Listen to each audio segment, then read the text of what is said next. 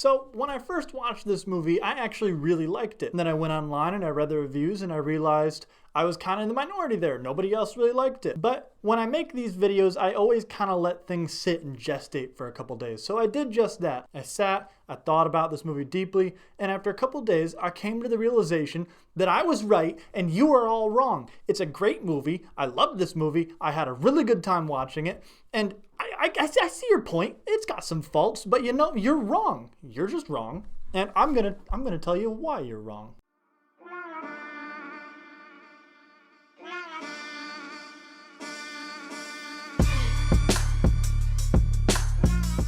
Okay, so the movie I'm talking about today is The Tomorrow War starring Chris Pratt, a sci-fi action, futuristic, time jump, alien movie released by Amazon Prime that had a really good marketing strategy, I think. It basically had the same marketing strategy as the Cloverfield Paradox, which is that I heard nothing about this movie except the one trailer shortly before it came out, and it was streamable. Now, I know what you might be saying. Bailey, if you're trying to convince us why this movie is good, then why in the God-given fuck would you compare it to the Cloverfield Paradox? And again, I see where you're coming from. Cloverfield Paradox is not a good movie. This movie, great movie. But again, I'm going to tell you why. This movie starts with action. I love movies that just get the ball rolling with action. It gives you very little exposition and just gets you right into it. From the start of the movie, you know that Chris Pratt, I don't remember his name, but that's unimportant to the movie. Chris Pratt is ex-military, he's a scientist, he's highly educated, he's teaching high school, but he's unsatisfied with his place in life. He believes that he is going to amount to greater things. He believes that he is supposed to amount to greater things, and he just got denied a job. But then, at his house party, when he's getting comforted by his daughter to the fact that he didn't get this job, boom, they're watching a soccer game. That's football to everybody that is not American. Anyway, they're watching a soccer game, and all of a sudden, these future people come out of a wormhole or whatever.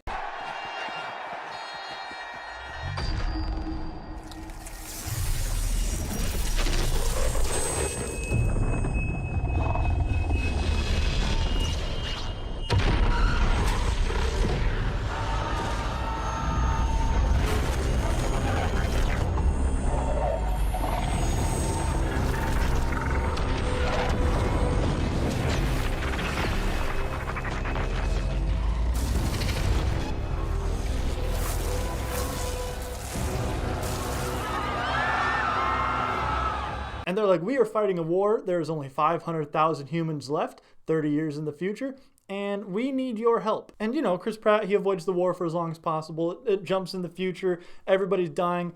They're teleporting people into the future. People that are basically untrained. They're just civilians. They don't know anything. Not the best choice by the future people. Maybe they should get people trained up. I mean, if they're going to the future, can't they like train people for a couple of years and then teleport them to the future fully trained instead of being like, hey, you're recruited tomorrow, you're going to a future where everybody's dead because we're fighting things that are so advanced we can't beat them.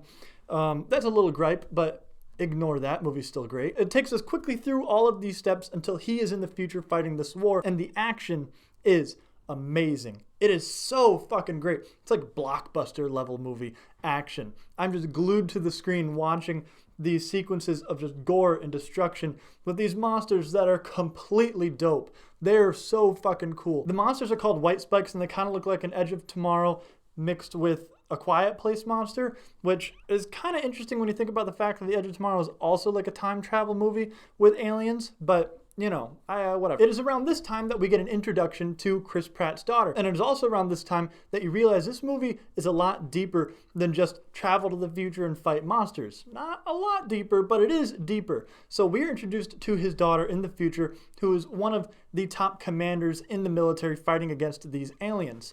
And she talks about how he never was satisfied with life and he left them in the past, which he has difficulty comprehending, because one of the things you have to remember in this movie, an exposition piece that we got that's important later on, is the fact that his dad left him. So after he finds out that this is his daughter, she takes them to like a queen lair, one of the females of these aliens, of these monsters, that is immune to the serum that takes out the monsters that they have developed. So they have to capture one so that they can figure out how to make a serum to beat the females, because if they beat the females, they can beat all the males and they can finally eradicate the species and win the war. So him being a science guy, his daughter also being a science gal, make this serum, and it works. But as they're going to teleport him back, she's like, look, it's too late for us. We've already lost. The entire point of this was to get you to take the serum back to the past and prevent this all from happening, which he's really broken up about, which makes like no sense, because if he prevents it all from happening, then he doesn't leave his family,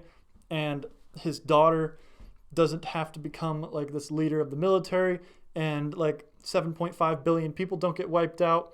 But you know, whatever, small problem. Again, ignore why that makes absolutely no sense. But he gets teleported from the future back to the past, where nobody believes him. And the thing about this is there's like 45 minutes left of the movie.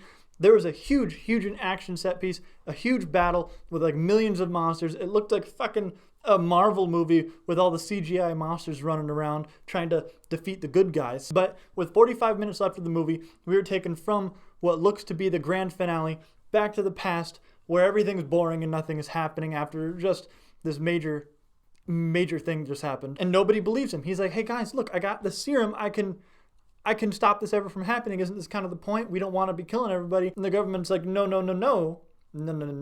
We're not going to take you serious. We know that you've been in the future, but no. So now this is where this movie basically becomes Chekhov's gun, the movie. Now, if you are unfamiliar of what Chekhov's gun is, Chekhov's gun refers to an old story that if a gun is introduced in the first act of the play, it must go off in the third act of the play.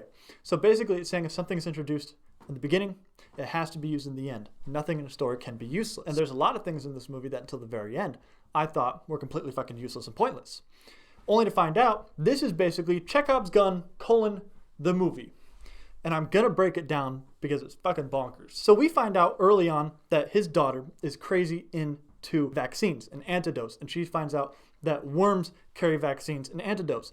And in the future, she is the one that develops the serum, the vaccine, the antidote for this. Chekhov's gun number one. When he is getting ready to go to the future, there's this guy that has been on like 3 tours. He has cancer, and he has like a claw around his neck that everybody's like, oh, it's a souvenir. Chekhov's gun number 2. That'll come in handy here in a moment. That guy with the claw, he ends up going to him in the future when he was in the past, but is now the present, whatever. He goes to him and is like, hey, I need that claw. I got a science buddy that can figure out where all these aliens are coming up from this claw. So he goes to his science guy friend, who is also part of the war, that at one point in the movie said to him, oh yeah, I run a research and development lab or whatever, and I'm a big biology guy. And so he goes to him, and the guy is like, oh yeah, this claw is from Russia, but I can't really tell you where, but we need somebody that knows about volcanoes. So he's like, oh, I know a guy. And that guy just happens to be a kid in his class that earlier in the movie, when he was like, does anybody have any questions? This kid raises his hand and he's like, we don't want to hear about fucking super volcanoes. Shut your goddamn mouth. We're all tired of listening about your super volcanoes, kid. And he's just like, Chekhov's gun number something, 3, I think. But then after they find out where this is from, because the kid is like, oh, you know, super volcano went off at this time. I'm really smart. It went off here. And they're like, ooh, we don't know how to get to Russia. And Chris Pratt is like, I know a guy.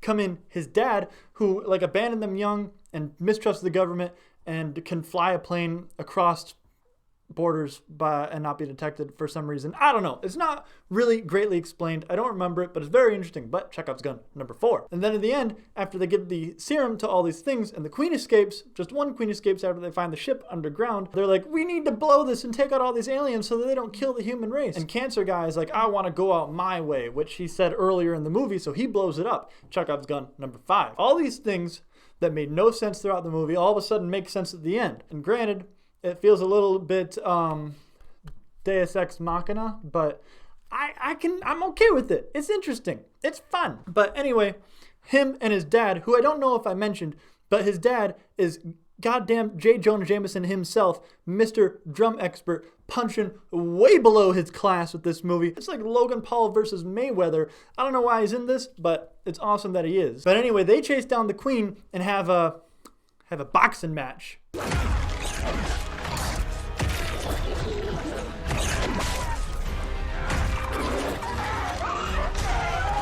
And then he's like, die, and kicks her off a ledge, and she dies after the boxing match where he defeats her and just shoves the antidote down her throat. And that's the end of the movie. Everything ends happily ever after. Everybody's okay, and it's awesome. Now, I will admit, there are some downfalls, and you might be saying, Bailey, you mentioned about 50 downfalls throughout the movie, but it's important to remember This movie's fun. Not every movie has to win an Oscar. Some can just be enjoyable. This has come from the guy that likes Jurassic World. I don't like Jurassic World Fallen Kingdom. Don't put that on me. That movie sucks ass. But I will say a couple things. One, this movie's too long. It's a bit over 2 hours, and that's just too long for a movie like this. There were a couple times where I looked at my watch and I was like, ooh. Some of the dialogue's a little bit cringy. I did roll my eyes every now and then, but that's fine. The time travel's badly explained, but I mean, would it really make the movie better if the time travel is well explained and if there weren't plot holes?